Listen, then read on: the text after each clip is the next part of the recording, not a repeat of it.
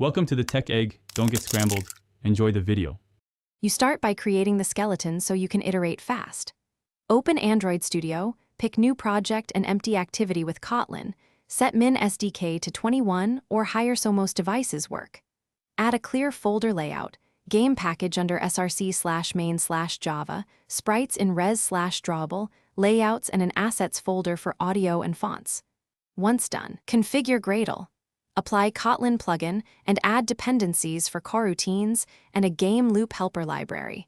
This gets you a working compile environment quickly.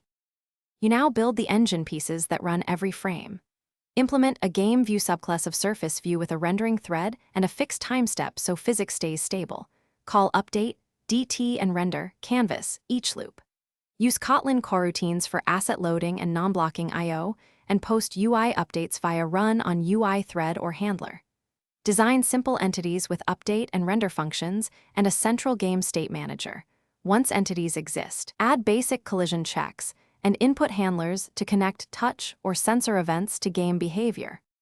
You finish by polishing performance and preparing a release.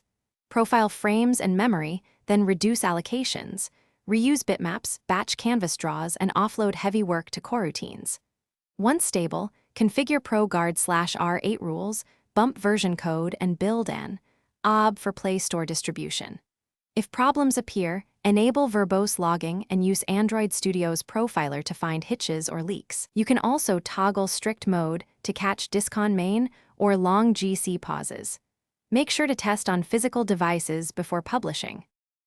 Thanks for watching. Consider subscribing if I helped unscramble your problems.